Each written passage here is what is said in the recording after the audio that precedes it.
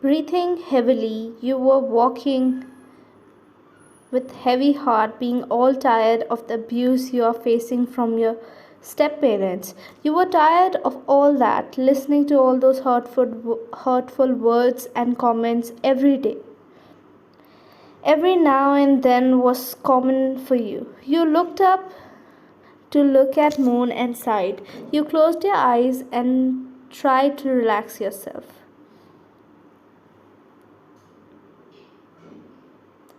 When you closed your eyes, you started remembering those hurtful words and the incident. Stepmom. Cook more food and then clean the dishes. Vian. But I am tired now. I want to rest. She slapped you hard, making you land on floor, Ed said. Who asked you if you are tired or not? Only those who have their real parents with them have the right to show tantrums, not people like you. Just finish the work.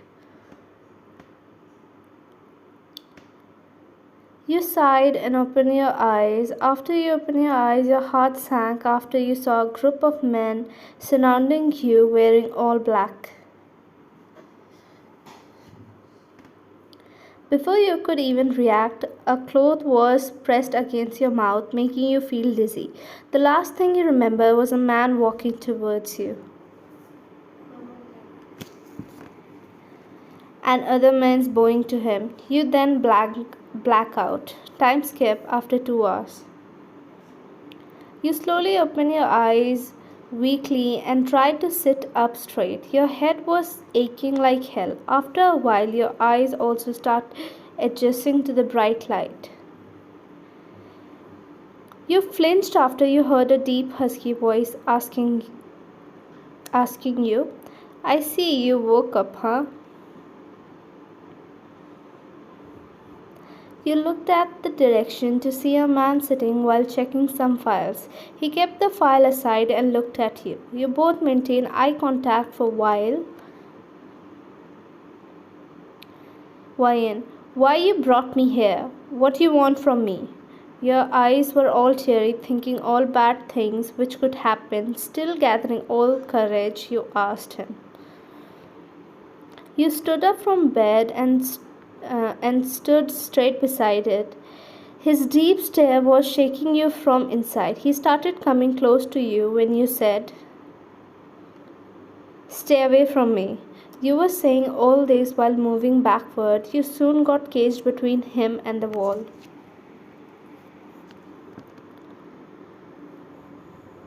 He held your hand and firmly gripped on it. You pressed your lips together to make sure not to create any noise. No one dares to ask me anything. Keep this in mind. The wall of hair only have habit of hearing my loud voice, so don't you dare raise your voice here. He firmly pressed his grip on your arm. Those useless parents took money from me and now they aren't able to pay me back. So, your heart stopped at his word. You looked at him to see him smirking. He was about to say something when he noticed blood dripping from your arm. He was shocked to see that as he didn't press your arm that much that it will start bleeding, he was about to say something when you fainted in his arm. He took you to bed and immediately pulled your sleeve up of your hoodie, and his eyes widened, seeing your arm was badly bruised. There was a free deep cut which he unknowingly pressed and blood started coming out. He immediately ordered the maid to call the doctor. Time skip after 30 minutes. Dr. Shin. She was badly abused and not only her arms but her whole body have many bruises. I have treated them and put ointment on them. She fainted because of being starved for long. Please take care. I'll come back to check after a week.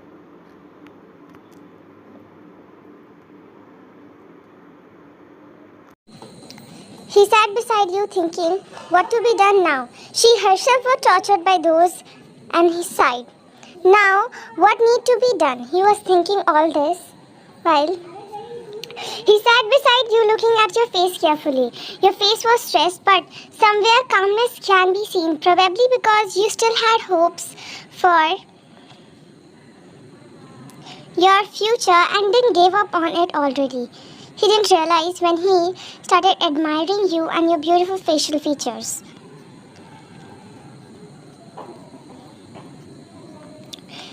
They need to be punished as hard as they could after what they have done. They can't even take care of their money nor their relationship. I thought, being all angry about the situation. Time skip after 30 minutes. You finally regained your consciousness because of the glucose you were given by the doctor. You open your eyes slowly to find yourself again in the same room.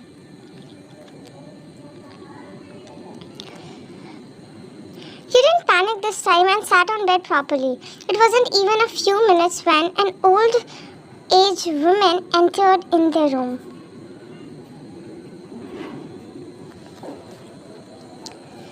She was the maid of the house, you can tell by her clothes.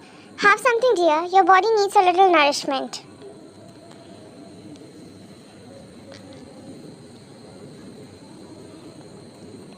She sat in front of you and placed a small table on the bed around you and served you the meal. Please start.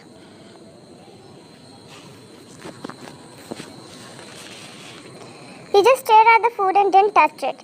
You stayed still when you again heard his voice. What are you waiting for, huh?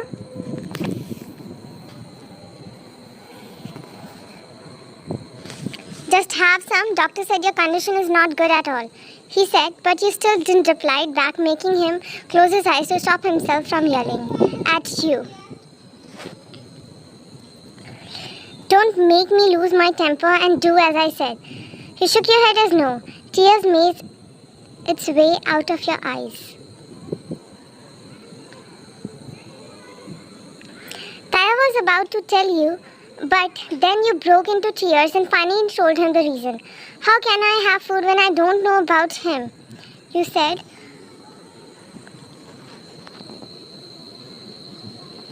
He got shocked after hearing that and looked at you in confusion and asked, Who? Whom are you talking about? Who is he?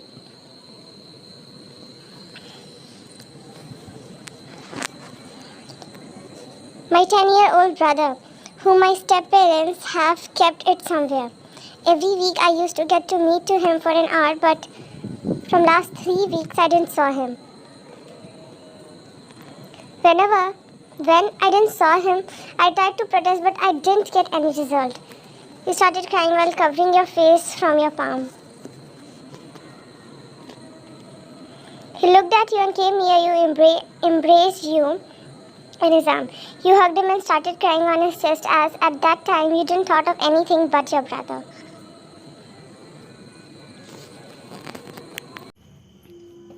I understand I have also lost my brother.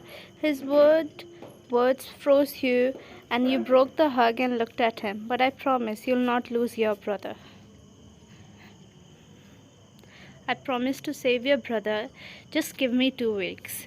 You looked at him with eyes full of hope. Now have your meal. You finally agreed and had your dinner, and then the maid gave you some comfortable clothes to change as your hoodie was spoiled because of blood. It was Thai's cloth as the maid told you. You accepted the cloth and got yourself changed, and still thinking your brother will be there with you after 2 weeks.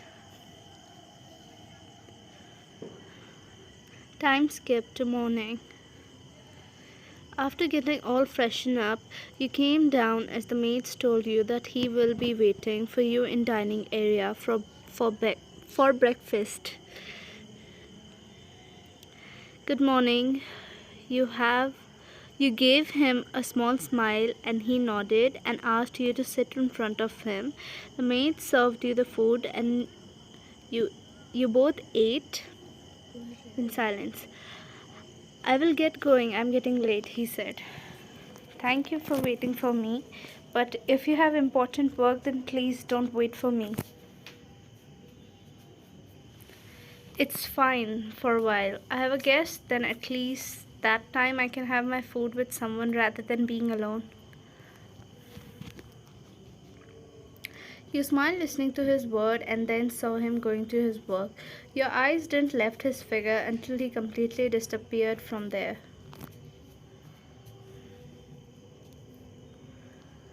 You spent the rest time talking with the maids and helping them a bit as I strictly instructed them not to let you work.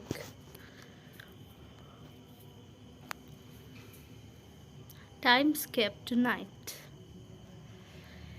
Mates, ma'am, please have your dinner. You have to take medicines as well. You denied, still saying you will have your meal with him only. He might come very late, another maid said. You still denied and stayed there watching television. You were sleepy, still you decided to wait for him.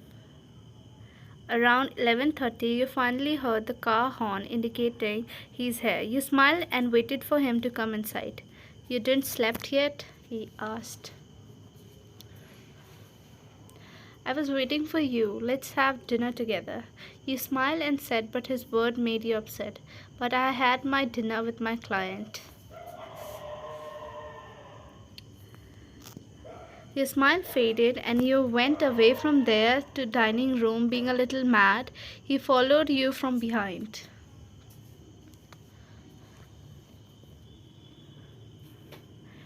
Don't try to show you're upset and make that pity face when you did something which deserved punishment. What did I did, huh? You said. You have medicines, right? Why didn't you eat dinner early? Because of that, I thought you might have ate your dinner.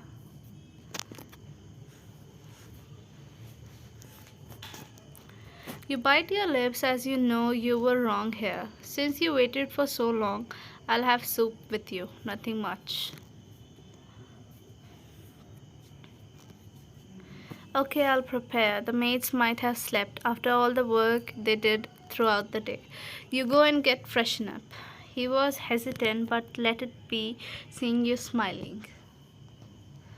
Time skip after 20 minutes. Tai came down after being all freshened up to see you were serving everything carefully. He sat on a chair near you. You two sat down. You both started having your dinner. You looked at him to see if the soup was fine for him. He took one spoon and then,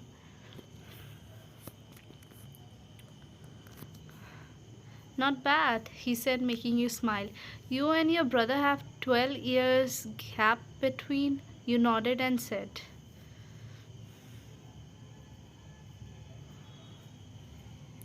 Mom had some complications, so for having another child, she had to wait for this long. After he was born, we all were so happy. He noticed how happy you were talking about your family and brother, thus strengthened his aim to get your brother as fast as possible. Time skip after dinner. You remember your promise, right? He nodded and wished you good night and left from there. I believe you.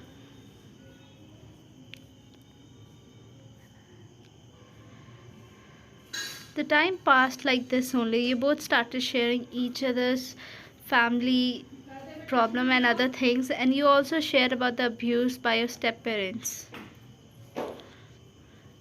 As time passed, you both started getting closer to each other and have meals together except lunch when he was in office. He was trying hard to find your brother. You came inside the room after seeing Tai being shot on his arm. Tears started flowing through your eyes because the guard told you he got hurt while trying to save your brother. Can I come in? He asked. You came back to reality. You nodded as he directly came and embraced you, seeing you crying. We are anyway orphans since those step parents don't treat us like child now. Please don't get yourself killed because of me or my brother. Don't cry, Vian. Today they were able to do so because they use your brother as a shield to run from there. But I'll make sure next time this doesn't happen. You hugged him tightly while trying to calm yourself. He sat on bed while patting your back. You both stayed there as it is for a while and soon drifted off to sleep. Time skipped to morning. You both woke up because of the sound of your alarm from your phone making you annoyed. You immediately closed the alarm, but reality struck you both. Wine in mind, we slept like this in each other's arm. Oh my god, what happened yesterday? How am I gonna face him today? Thai in mind, what you did, Thai? What will she think of you now? He was all worried until he saw your cheeks were burning red. After that, instead of apologizing, he pecked your forehead and said, "Good morning. Come down on time." Your heart almost skipped its beat after what he did. Tie in mind. We will think of all this later, but I only have 1 day left for my promise. I need to find those again, and this time he'll not be spared. Time skip to evening.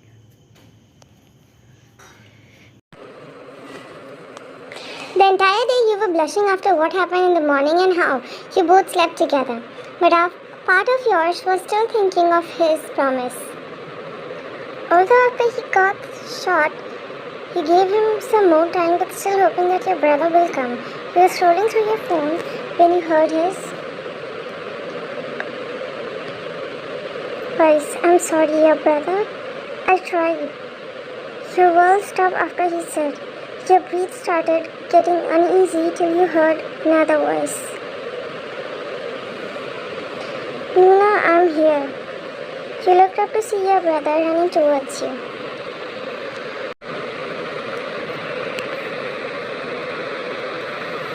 "Nuna, I'm here. Don't try, I'm here with you. I'll always be there with you."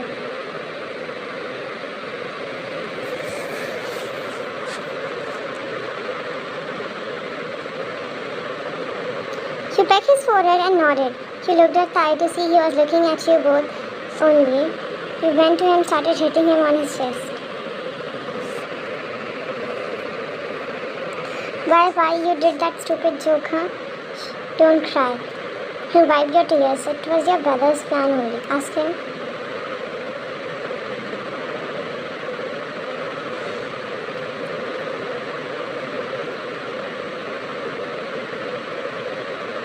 "I will not talk to either of you," you said and sat on the bed with an angry face. They both sat on the either side you trying to make you laugh. You finally gave up and hugged Joy. "Hug him as well. Why so mean, huh?" "Yeah, why didn't you hug me, huh?" You saw him. He was passing you a teasing smile. You slowly embraced him as well. He kept his head on the crop of your neck.